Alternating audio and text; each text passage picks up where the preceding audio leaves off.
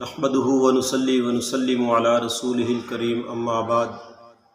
سورۃ الکوثر کا ایک خاص اور مجرب وظیفہ لے کر آپ کی خدمت میں حاضر ہوا ہوں۔ یہ ایسا طاقتور ترین وظیفہ ہے کہ جو لوگ رزق کی وجہ سے پریشان ہیں، قرضوں میں ڈوبے ہوئے ہیں، کاروبار میں بندش ہے،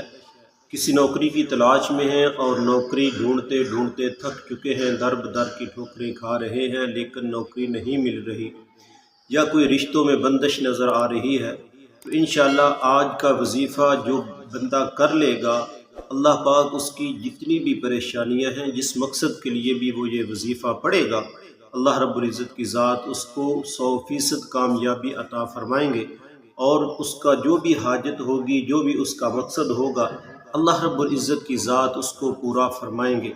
آج کا وظیفہ خاص کر ان لوگوں کے لیے ہے کہ جو رزق کی وجہ سے اتنے پریشان ہیں کہ ایک وقت کا کھانے کو ہے اور دوسرے وقت کا ان کو سوچنا پڑتا ہے کہ کہاں سے انتظام کریں گے، کدھر سے پیسے آئیں گے اور کس طرح وہ اپنے بچوں کا پیٹ پال سکیں گے، ان کو 2 وقت کا کھانا کھلا سکیں گے۔ یا کسی کا کوئی کاروبار چلتا رک گیا ہے، کوئی کاروبار میں بندش آ گئی ہے، اب جو بھی کام وہ کرتا ہے اس کام میں اس کو نقصان ہوتا ہے، فائدہ نہیں ہو رہا، تو انشاءاللہ آج کا وظیفہ اس کے لیے بھی بہت ہی مجرب وظیفہ ہے۔ جو میرے دوست قرضوں میں ڈوبے ہوئے ہیں اور قرضوں کی وجہ سے اتنے پریشان ہیں کہ قرض دار دروازے پر آتے ہیں، دروازہ کھٹکھٹاتے ہیں اور اس وجہ سے پریشانی اٹھانی پڑتی ہے، شرمندہ ہونا پڑتا ہے لوگوں کے سامنے، تو اللہ رب العزت کی ذات ایسے غیب سے اسباب پیدا فرما دیں گے،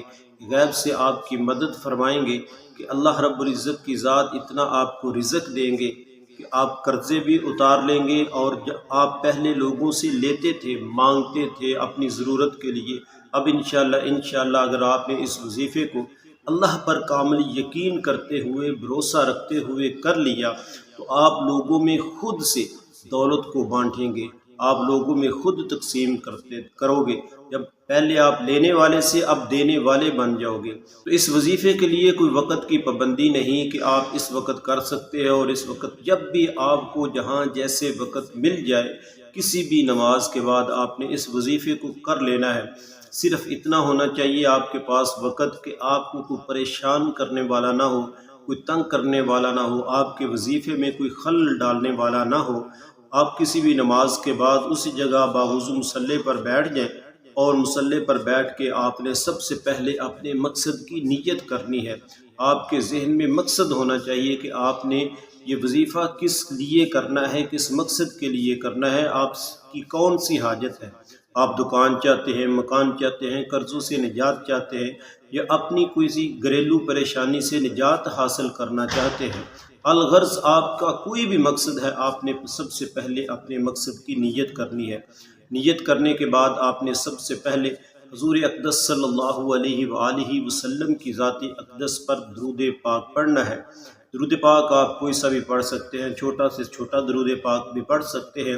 لیکن میں آپ سے یہی عرض کروں گا کہ آپ نے نماز والا درود شریف درود ابراہیمی پڑھنا ہے، کیونکہ یہ سب سے افضل درود پاک ہے۔ تو آپ نے کم از کم 11 مرتبہ درود پاک پڑھنا ہے، اور درود پاک پڑھنے کے بعد آپ نے سب سے پہلے نمبر پر جو وظیفہ پڑھنا ہے، استغفر اللہ استغفر اللہ استغفر اللہ، اس کی آپ نے ایک تسبیح نکالنی ہے، یعنی کہ 100 مرتبہ اس کو آپ نے پڑھنا ہے۔ 100 مرتبہ استغفر اللہ پڑھنے کے بعد آپ نے دوسرے نمبر پر جو وظیفہ پڑھنا ہے، یا اللہ یا غنی،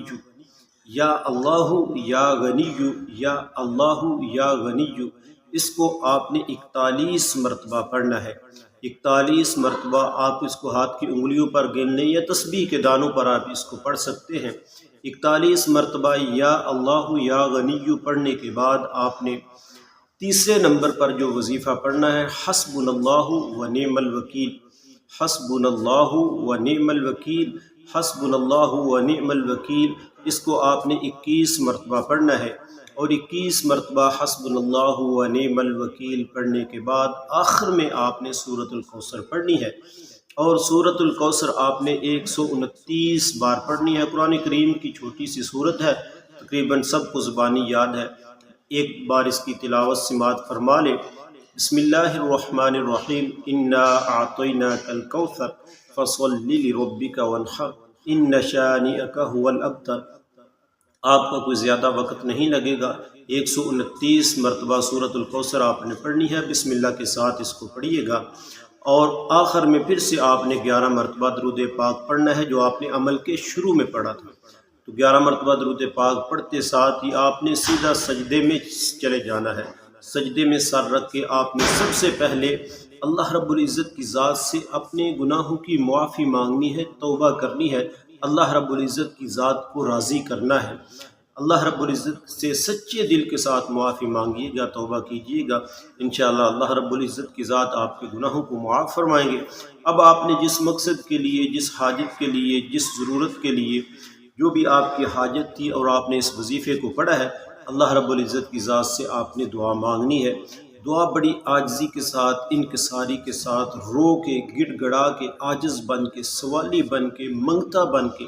اور اس کامل یقین کے ساتھ کہ آپ اس کائنات کے رب سے مانگ رہے ہیں کہ جس کے قبضہ قدرت میں ساری کائنات ہے، اور جس کے ایک حکم کے بغیر بھی کوئی پتا ہل نہیں سکتا، اور جس کے پاس ساری کائنات کے خزانے موجود ہیں، جس کے پاس عزت کے خزانے ہیں، دولت کے خزانے ہیں، شہرت کے خزانے ہیں، جو ساری کائنات کو دینے والی ذات ہے۔ آپ اس ذات سے مانگ رہے ہیں، اور اس کامل یقین کے ساتھ مانگیے گا کہ اسی در سے آپ کو ملنا ہے، اسی در سے آپ کی حاجت پوری ہونی ہے۔ جب کوئی بندہ سجدے میں جاتا ہے تو وہ سب سے زیادہ اللہ رب العزت کے اس وقت قریب ہوتا ہے۔ تو اللہ رب العزت کی ذات سچے دل کے ساتھ، کامل یقین کے ساتھ، بھروسے کے ساتھ مانگیے گا، انشاءاللہ اللہ رب العزت کی ذات آپ کو پریشانیوں سے نجات عطا فرمائیں گے۔ آپ کی جتنی بھی مشکلات ہوں گی، پریشانیاں ہوں گی، اللہ رب العزت ان کو دور فرمائیں گے۔ دعا ہے کہ اللہ رب العزت کی ذات میرا سنانا، آپ کا سننا اپنی بارگاہ میں قبول و منظور فرمائے۔ رزق میں برکت اور وسعت کے لیے اللہ تعالیٰ کے 99 ناموں میں سے کوئی سا بھی ایک نام آپ کمنٹ میں ضرور شیئر کیجیے گا۔ اللہ تعالیٰ ہم سب کا حامی و ناصر ہو، آمین یا رب العالمین۔